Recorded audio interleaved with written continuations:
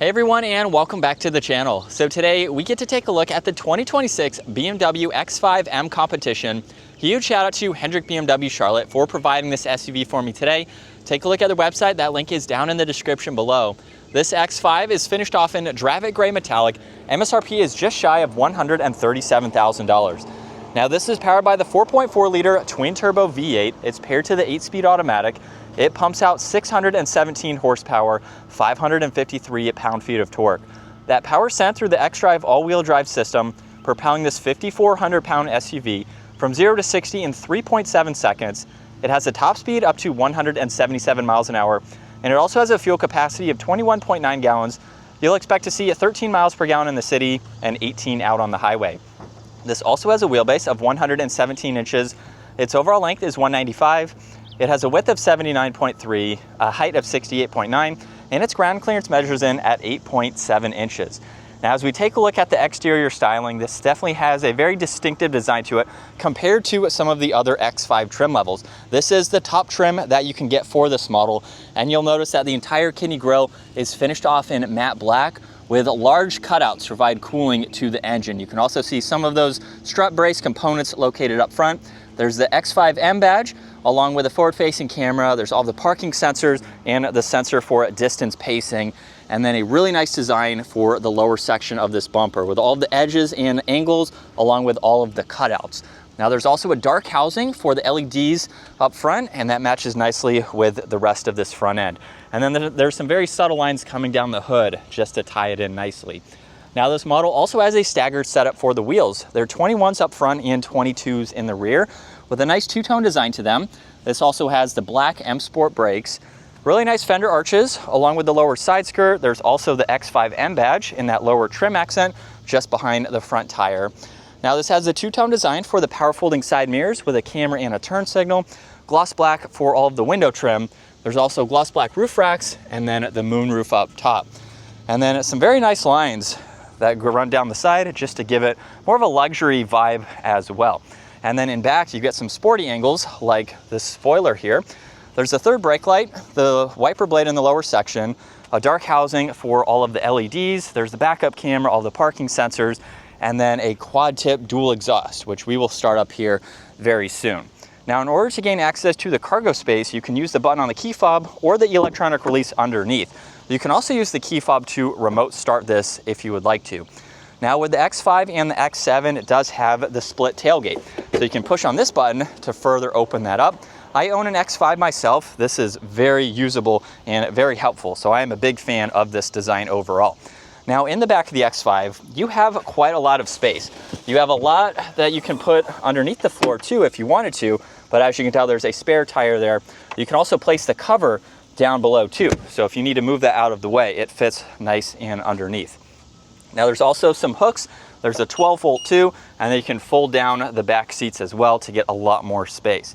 Now in order to close this up from here, you could just push the button down below and close that, or just push the button up top and it will close both of them. And then you can use that button on the right side to lock the vehicle if you need to. So from here, let's move on to the rear seats where there's no proximity door handle in back, but you can have a setting where you just grab the front door handles and it will unlock the rear doors. Now this model has the sunshades, so you can use those as needed, and a really cool two-tone design for this door panel. You'll notice brushed aluminum accents, interior lighting, carbon fiber accents too, and a lot of storage in the lower section. And then you'll notice the Silverstone leather interior for these seats with the two-tone design. Now this is the release for the seats, so you can use those to fold them flat and give yourself that much more practicality if and when you need to. Now once in back at 5'10", I have a good bit of space. You have an area here where you can charge and attach tablets. You get storage pockets, vents in the middle, heated rear seats with your climate zones, some storage and auxiliaries down below. And then at my height, I have maybe 2 inches or so between my head and the Alcantara headliner. Very comfortable for adults to sit in the back. There's also the armrest with a little bit of storage, cup holders that pop out of the end there, and then you can also fold down this middle seat as needed just to get a little bit more space. And then as you can see, large cargo windows back here to give you great views around that pillar. Now up front, this particular model does have the massaging seats. You have this control here that you can use with the driver's seat controls to adjust the front passenger seat, which is helpful. There's memory seating adjustments, window controls, side mirror adjustments, more storage, and all of the same materials. And then the same goes for these seats. However, you get the X5M badge just underneath that headrest. So let's fire this up now and take a listen to the V8.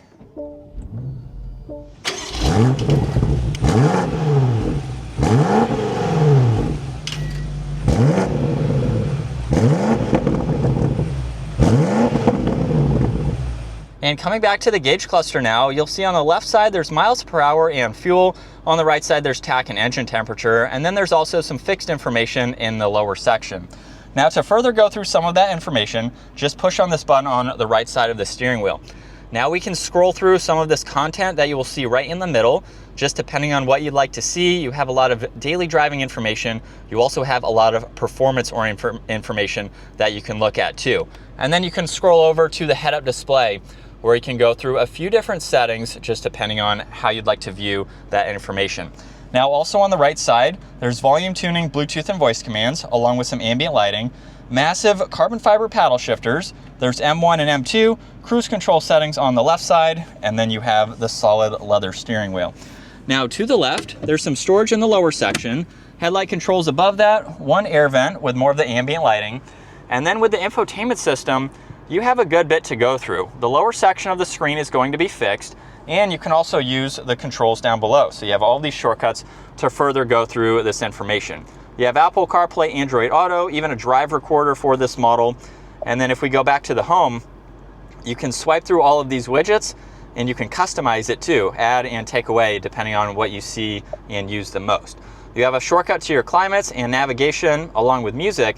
And then this also has heated and ventilated seats along with a heated steering wheel, and then your temperature dials on both sides for driver and passenger. More carbon fiber accents along with the illuminating M logo there. You have vents in the middle along with volume tuning and defrosters. There's wireless charging, heated and cooled cup holders along with some auxiliaries, and then you have the tray there, you can hide that away. There's all of the shortcuts like I mentioned earlier, so you can further go through the rest of this information. And then in order to put this into reverse, push the shifter to the left and forwards, and this is how you can pull up the 360 camera system along with the backup assistance. So you have no shortage of visibility surrounding this entire vehicle.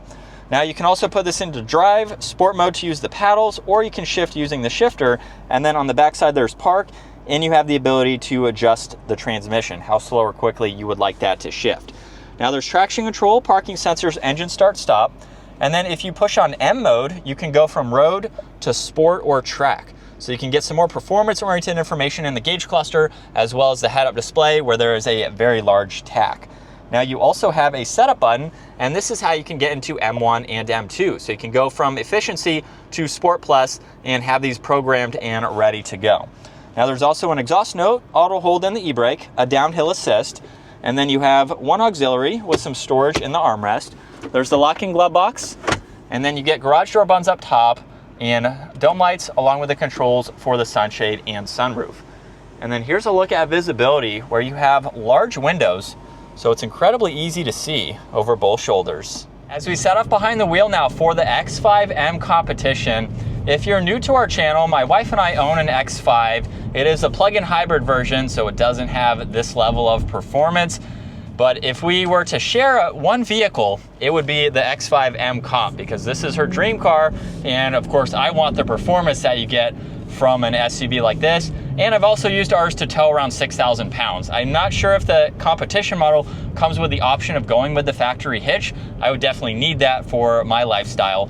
So you can use it as a well-rounded SUV.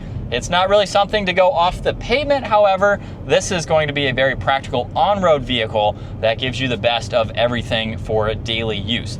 And for my personal needs with performance, that is one of the major reasons to go with this model. So let's give it a slight acceleration. We have everything in the most performance-oriented version. And very minor on the acceleration there. It would be so cool to get one of these as a press vehicle where we could actually show some of the performance, take it through some twisty roads, and really see how well this SUV can handle, because we do have the upgraded suspension, which is still going to give it a good daily driving ride. You're not sacrificing hardly any drivability in the suspension for driving this every day, but it's also going to give you the performance suspension that you want. And then just as a daily driver, since I have almost 2 years of experience with our X5, it's a great vehicle. It is so comfortable and luxury focused. It is something that is perfect for long trips, obviously great around town too. But if you are looking for a luxury vehicle, you can't go wrong with the X5. After having driven a lot of them, that is another reason why I decided to personally buy one, just because I like everything that it has to offer. It doesn't have this newer style, so it is a little bit older, but it's definitely a fun vehicle. And then when you add this much power, it's just a whole nother beast of an SUV. Very, very practical for full-size adults too. We've had ours packed full of people, and for its size, it's very, very adequate for anything that you need to put in the back. This one has a really good sounding exhaust too. And what I love about even this SUV is you have the option to adjust the transmission feel. Now, this is an SUV, it's not a coupe or a sports car, but you still have the ability to adjust how you want this to drive based on the conditions in front of you.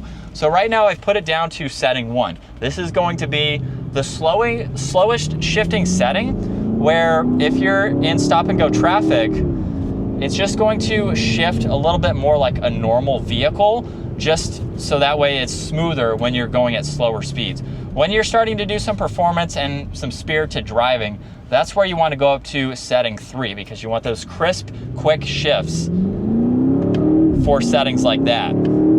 So it's really cool how you can adapt this car to your driving situations to make it the most comfortable. And we're still in Sport Plus second gear. Here we go.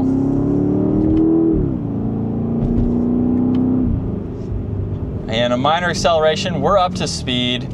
Paddles are of course very responsive, just depending on how you have them set up. And the vehicle will also change its shifting points if you let it shift by itself. So if you're not using the paddle shifters, you can still adjust the transmission and the shifts. Well, this is what it's like to be behind the wheel for the X5M Competition. Definitely a very nice luxury focused SUV that is going to give you a lot of performance. You sit very high up too. This is a big SUV on par with a lot of other vehicles of this size, but it's definitely on the larger size for an SUV in general. And it's just going to give you all that space and a really nice feel. Even over bumps like that. We don't have any height adjustments or anything for the suspension, so it is fixed, but it's still going to give you a great drive for being a daily. Seats are very comfortable too. As far as headroom goes, I have maybe 3 inches or so at 5'10", and you can see we have the adjustments for the seat, so we can lower it and raise it just depending on the comfort that you want, of course. You have a lot of different settings, and you have the massaging feature, which I did not show. You have a few different settings that you can go through. It'll time out after about a half hour or so. I've used these on some long road trips. It's definitely very nice to have. One downside is that it will time out, so you just have to activate them again, of course, after that duration. But a nice vehicle. It's so quiet. Aside from the exhaust for this model, and being the top trim level, you do have several trim levels underneath it depending on your budget. Like I said, we have the 45E, which is the plug-in hybrid, and even that, there's some trim levels below that one too. Personally, I would recommend going with just a gas engine like this. I will be getting rid of my plug-in hybrid for just the B58 in the X5. So I still love the vehicle, just not a huge fan of the plug-in hybrid part of it. That's why this would be the ultimate family SUV if my wife and I shared one vehicle. This would definitely be it. So that's going to wrap it up for the 2026 BMW X5M Competition. Once again, huge shout out to Hendrick BMW Charlotte for providing this for me today. take a look at their website, give this video a huge thumbs up if you enjoyed it, and consider smashing that subscribe button so you can stay up to date with our daily uploads. I will see you all in the next video.